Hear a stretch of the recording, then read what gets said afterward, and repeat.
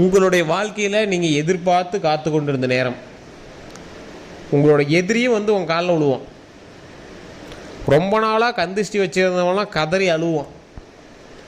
உங்களோட வாழ்க்கையில் நீங்கள் ரொம்ப ஒரு பெரிய ஆள் அப்படின்னு நினச்சவங்களாம் உங்கள்கிட்ட வந்து கை கொடுத்து உங்கள்கிட்ட கை கட்டி பேசுவான். உங்களுடைய வாழ்க்கையில் நீலாம் ஒரு ஆளா அப்படின்னு உங்களை பார்த்து மதிக்காமல் பேசணும். நீங்கள் வந்தால் எந்திரிச்சு நின்று சார் வணக்கம் சார் அப்படிமா. ஸோ இந்த மாதிரி ஒரு தருணம் உங்களுக்கு லைஃப்பில் ஏற்படணும் தான் நீங்கள் இத்தனை நாள் காத்துட்டு இருந்தீங்க அப்படின்னே சொல்லலாம். இந்த மிதுன ராசிக்காரர்கள் மற்றவருக்கு முன்னாடி வாழ்ந்து காட்டணும் சார், சூரிய வம்சத்தில் வர சரத்குமார் மாதிரி வந்து நிற்கணும் சார் அப்படின்னு நிறையா பேருக்கு ஆசை. ஆனால் இந்த மிதுன ராசிக்காரர்களுக்கு திருமணம் ஆன பின்பு தான் நிறைய மாற்றங்கள் ஏற்பட்டுருக்கும். திருமணம் ஆன பின்பு இந்த மிதுன ராசிக்காரர்கள் இந்த வீடியோ பார்த்துட்டிங்கன்னா மறக்காம கமெண்ட் செக்ஷனில் பதிவிடுங்க. திருமணமான மிதுன ராசிக்காரர்கள் பார்த்துட்டிங்கன்னா மறக்காமல் மென்ஷன் பண்ணுங்கள். உங்களுடைய திருமண நாளை மென்ஷன் பண்ணுங்கள். ஏன் அப்படின்னா இந்த ராசிக்காரர்கள் 90% வளர்பிறையில் திருமணம் செய்தாங்க. ஒரு சிலர் தேய்பிரையிலையும் திருமணம் பண்ணுவாங்க. என்ன சார் வளர்பிறை தான் நல்லா முகூர்த்த நாள் பண்ணுவாங்க, எப்படி அதை மட்டும் சொல்லுவீங்க அப்படிம்பீங்க. தேய்பிரையிலையும் பண்ணுவாங்க. ஆனால் இந்த மிதுன ராசிக்காரர்கள் 99% வளர்பிறை தான். இதில் என்ன ஒன்று அப்படின்னா 99% இவங்க வந்து வீட்டில் சொன்னவங்களை தான் கல்யாணம் பண்ணுவாங்க. அதில் என்ன இன்னொரு ஹைலைட்டு அப்படின்னா, அந்த வீட்டில் சொன்னவங்களை கல்யாணம் பண்ணாங்கல்ல, அவங்களுக்கு எல்லாருக்குமே முன்னாடி ஒரு லவ் இருந்திருக்கும். மோஸ்ட்லி இந்த மிதுன ராசிக்காரர்கள் அப்போ லவ் செட் ஆகாத ராசிக்காரர்கள் அப்படின்னு சொல்லலாம். ரொம்ப ரேர் பீஸ். அந்த 1% இருக்கிறாங்க பார்த்தீங்களா, அவங்களுக்கு தான் லவ் மேரேஜ். இனி வரக்கூடிய காலகட்டங்களில் என்ன சார் அரேஞ்ச் மேரேஜ், எல்லாம் லவ் மேரேஜ் தான் சார் அப்படிம்பீங்க. சார் இந்த ராசிக்காரர்களுக்கு எதுவுமே வந்து அவ்வளோ சீக்கிரம் ஈஸியாக கிடைச்சிட்றதில்ல. முன்னாடி உங்களுடைய வாழ்க்கையை பற்றி உங்களுக்கே தெரியும்.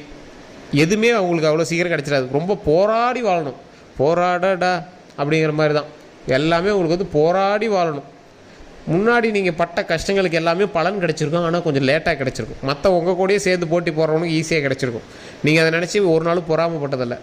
உங்களை நினச்சி நீங்கள் ஃபீல் பண்ணிப்பீங்களே தவிர வேறு என்றைக்குமே பொறாமப்பட்டது கிடையாது. அந்த மாதிரி ஒரு தனித்துவமான ஒரு வெள்ளை மனம் கொண்ட ராசி இந்த மிதுன ராசி. இந்த ராசிக்காரர்கள் கட்டாயம் இப்போ நீங்கள் ஜோதிடம் பார்க்க வேண்டிய நேரம்.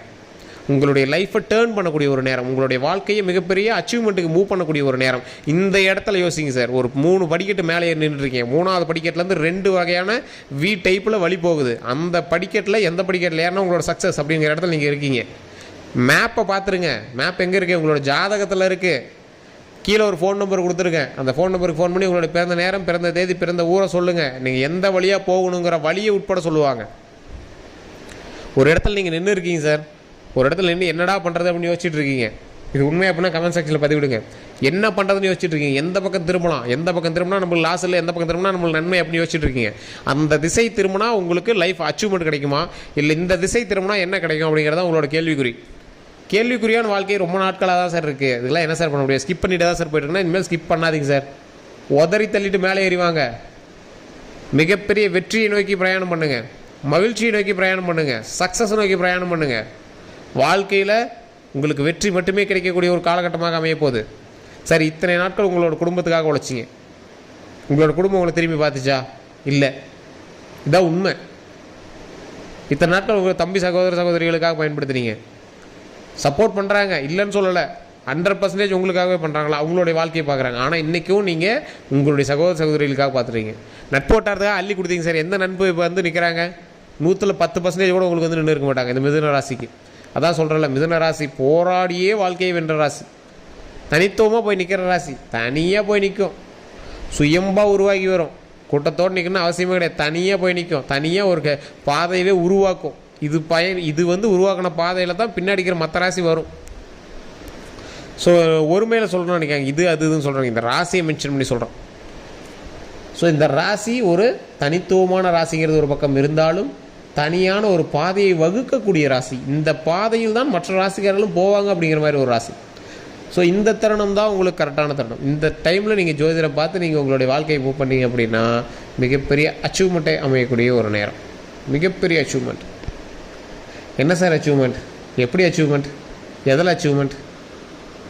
என்ன பண்ணால் நன்மை கிடைக்கும், எங்கே போனால் நன்மை கிடைக்கும், எதில் நன்மை கிடைக்கும்.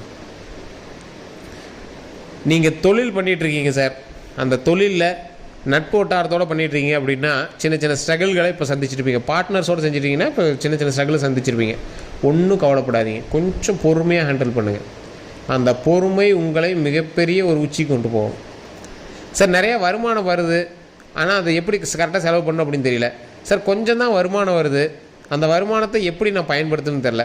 சார் அந்த லாஸில் போயிட்டுருக்கு, ஆனால் அது யாரால் லாஸ் ஆகுதுன்னு தெரியல அப்படிங்கிறவங்களாம் இந்த டைம் யோசிங்க. ஒரே ஒரு டைம் யோசிங்க. இந்த வருமானத்தை நீங்கள் மறுபடியும் தொழிலையே போடணுமா இல்லை உங்களோட கடனை கட்டணுமா? சார் இந்த வருமானம் கம்மியாக வரதுக்கான ரீசன் என்ன? இது எல்லாத்துக்குமே நீங்கள் தனிப்படையான ஜோதிடம் பார்த்தீங்க அப்படின்னா ஈஸியாக தெரிஞ்சிடும். இந்த ஜோதிடத்தில் உங்களுக்கு என்னென்ன சொல்லுவாங்க அப்படின்னு சொல்கிறேன். வசியம் சம்பந்த விஷயமாக இருந்தாலும் சரி, உங்களுடைய கடன் பிரச்சனைக்கான தீர்வுக்கும் சரி, திருமணம் ஆகாதவர்களுக்கு திருமணம் அமைவதற்கும் சரி, குழந்தைகள் இல்லாதவர்களுக்கு குழந்தைகள் அமைவதற்கும் சரி, உடல் ரீதியான பிரச்சனைகள் இருப்பவர்களுக்கு உடல் ரீதியான பிரச்சனைகள் வந்து சால்வ் ஆகிறதுக்கும் சரி, எல்லா வகையான பிரச்சனைகளுக்கும் தீர்வு கீழே இருக்கிற ஒரே ஒரு ஃபோன் நம்பர். சரி, அதை அப்புறம் பார்த்துக்கலாம். இப்போ உங்களுக்கு எப்படி இருக்குன்னு சொல்லுங்கள், அப்படி தானே கேட்பீங்க. இந்த ராசிக்காரர்களை பொறுத்த வரைக்கும் அள்ளி கொடுத்து சிவந்த கரங்கள். என்ன சார் அள்ளி கொடுத்து சிவந்த கரம்? நீங்கள் கண்டிப்பாக ஒரு 10 பேர்த்துக்காவது நல்லது பண்ணியிருப்பீங்க. அந்த 10 பேர் உங்களுக்கு விபூதி தான் அடிச்சிருப்பான். உங்கள்கிட்ட நல்லா வாங்கி சாப்பிடுவாங்க சார். நீங்கள் அந்தாண்ட போனோடனே திரும்பி இப்போ உங்களை பற்றியே திருப்பி பேசிட்டு போவாங்க. அவன் கிடக்கிறான்பா அப்படின்ட்டு போவாங்க சார். இது நடக்கலைன்னா நீங்கள் உண்மைன்னு சொல்லுங்கள் பார்க்கலாம். இது நடந்துச்சா இல்லையான்னு மட்டும் நீங்கள் அம்மா சைக்கிள் பதிவிடுங்க பார்க்கலாம். இதை அதிகமாக ஃபேஸ் பண்ணது சார் எல்லா மனுஷனும் இது ஃபேஸ் பண்ணுறது தான். இதை போய் சொல்கிறீங்களா அப்படின்னா, இதை அதிகமாக ஃபேஸ் பண்ணது மிதுன ராசி தான். இந்த அதிகமாக ஃபேஸ் பண்ண ராசியிலேயே ஒரு ஹைலைட்டான ஒரு விஷயம் என்ன தெரியுமா? இந்த ராசி நம்பிக்கை துரோகத்தில் நிறைய அடிபட்டுருக்கும். தொழிலில் நீங்கள் கண்டிப்பாக ஒரு சிலர்கிட்ட பணத்தை கொடுத்து ஏமாந்துருப்பீங்க. அது வேலைக்காக இருந்தாலும் சரி, தொழிலுக்காக இருந்தாலும் சரி, ஏதோ ஒரு விஷயத்தில். மருத்துவ ரீதியான செலவுகள் உங்களுக்கு அதிகமாக போயிருக்கும். இந்த ஒரு 1.5 வருடத்தில் உங்களுக்கு மருத்துவ ரீதியான செலவுகள் ரொம்ப அதிகம் அப்படின்னே சொல்லலாம். கல்வி சம்மந்தப்பட்ட விஷயத்தில் ட்ரான்ஸ்ஃபர் ஆகிருக்கும். நீங்கள் ஒரு நினச்சா நீங்கள் ஒரு ஸ்டேரிங் ஒரு பக்கம் திரும்பினா அது ஒரு பக்கம் திரும்பிட்டு போயிருக்கும். வண்டி வாகனங்களில் கவனம் தேவையாக இருந்திருக்கணும். வண்டி வாங்கினாலும் சின்ன சின்ன ஸ்லிப்லாம் நீங்கள் சந்திச்சிருப்பீங்க. பெரிய இதாக இல்லாத வரைக்கும் சந்தோஷம் நினச்சிட்டு இருப்பீங்க. அதை கொஞ்சம் காப்பாற்றிட்டு கொஞ்சம் பொறுமையாக வண்டி வாகனங்களை ஓட்டுங்க. அரசு சம்மந்தப்பட்ட விஷயத்தில் உங்களுக்கு ஏதாவது லைசன்ஸோ இல்லை வேறு ஏதாவது ரினியூவல் பண்ணலாம், கண்டிப்பாக ரினியூவல் பண்ணணும். இன்சூரன்ஸ் பண்ணாமல் இருக்கா, கண்டிப்பாக இன்சூரன்ஸ் பண்ணுங்கள். தொழிலில் வேறு ஏதாவது பண்ணணும்னு நினைக்கிறீங்களா, கண்டிப்பாக தொழிலில் நல்ல ஒரு வருமானத்துக்கு என்ன தேவையோ அதை பண்ணி வைங்க.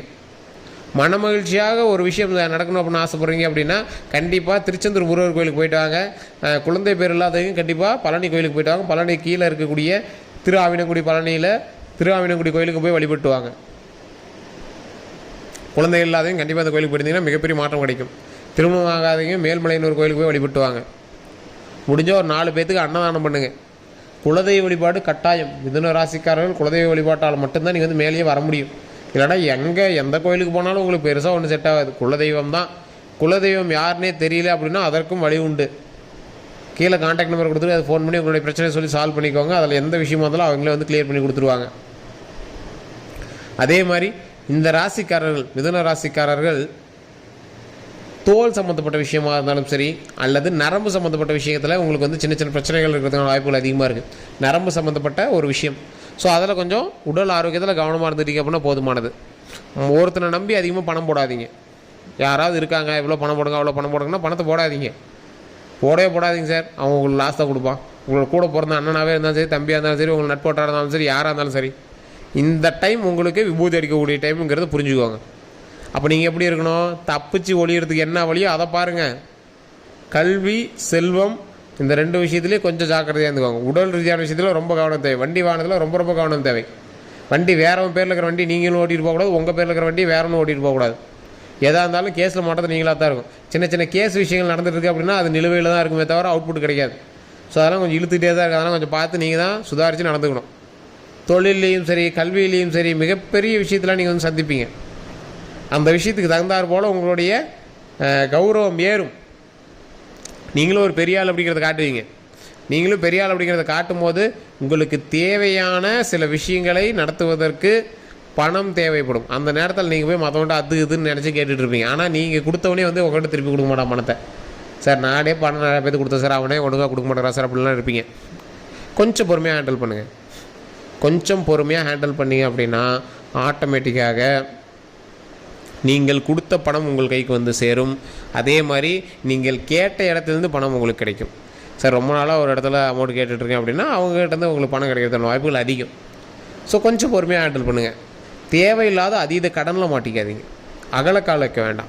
புதுசாக வண்டி வாங்கினால் வாங்குறீங்க அப்படின்னா கொஞ்சம் யோசிச்சு வாங்க. புது நிலப்பலம் வாங்குறீங்க அப்படின்னா கண்டிப்பாக ஜாதகத்தை பார்த்துட்டு வாங்க. கீழே நம்பர் இருக்குது, நீங்கள் வேணால் கேட்டு நீங்கள் அப்புறம் வாங்க. வீடு வாங்கக்கூடிய யோகம் இருக்கக்கூடிய நேரம் இருந்தாலும் நீங்கள் கொஞ்சம் பொறுமையாகவே நீங்கள் ட்ரை பண்ணிங்க அப்படின்னா கிடைக்கும்.